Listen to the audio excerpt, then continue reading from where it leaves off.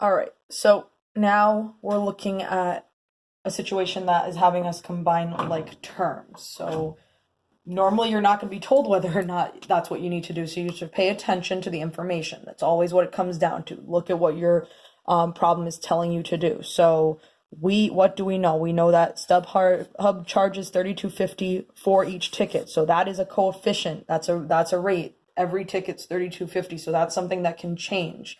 One ticket's going to cost $32.50. Two tickets is going to cost $65. It's going to keep going up the more tickets you buy. They also charge that $3.30 convenience fee again per ticket. So that's also going up for every ticket I buy. But then we have a processing fee of $5.90 for the entire order. So that's a constant. It's not something that's going up. And no matter how many tickets I buy at the end of the order, I'm tacking on that $5.90. I have $220 to spend on this concert. How many tickets can I buy? So what am I looking for? How many tickets can I buy? That's the first thing you need to ask yourself. So that's my variable. X is going to be number of tickets.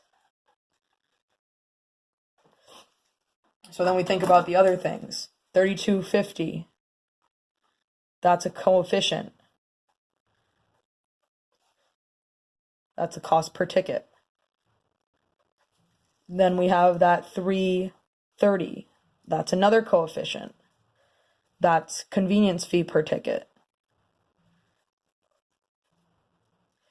Finally, we have a constant, $5.90. Constant stands alone.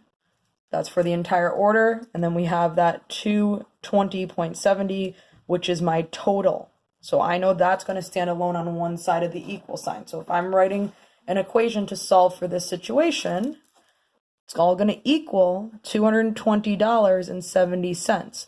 I know that each ticket costs $32.50. So $32.50x times the number of tickets. In addition to that, so on top of that, plus $3.30x.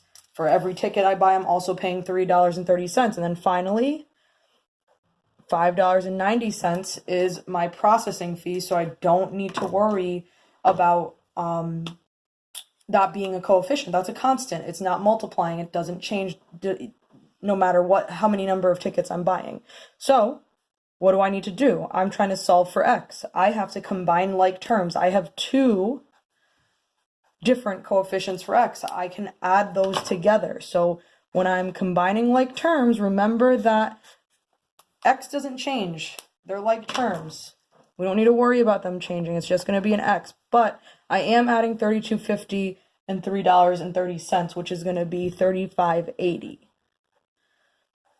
Didn't do anything else, bringing everything down to my next level of equation. Very important, the more complex that your equations get, that you keep this stuff in order, that you do things step by step. Don't try to do too many steps at once, because that's going to prevent you from having, if you do things in order, you're less likely to make mistakes. So if you're trying to avoid those, if you're trying to make sure that you get the problem right, make sure you're doing everything in order. Think about every step you take. So next thing, order of operations, reversing them. I want to ultimately solve for my value of X. So the first thing I need to do is attack any additions or subtractions that I see. I see that I'm adding $5.90, take care of the constant. So the only way to get that to go away, to cancel that out, to zero it out, I'm subtracting $5.90 from both sides, my subtraction property of equality. So that will cancel out to zero, so I don't need to worry about it anymore.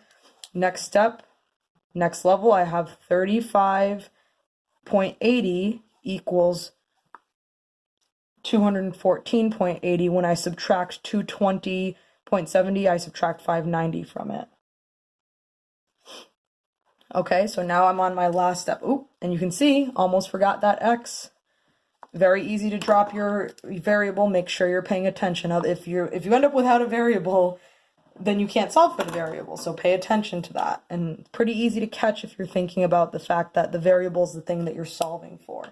So now I know that a coefficient times a variable is a multiplication. So I'm going to reverse this by dividing both sides of my equation, division property of equality, by $35.80. Those will cancel out, and 214 $35.80 divided by $35.80 equals 6. So my answer here, how many tickets can I buy, is 6 tickets. Now, if we're trying to talk about making sure that our answer is accurate, you do want to make sure that you're going back and evaluating this. So if I evaluated 6 back in for both x values, I'm going to end up with a balanced equation, 220.70 on both sides. I can also think about the logic. So $32.50 times 6 tickets, $3.30 times 6 tickets. I add up my results with my $5.90, and it's going to come out to $220.70. That's what tells you that you've written your equation correctly and that your answer is correct. So you can always go, that's your last step, you go back and check.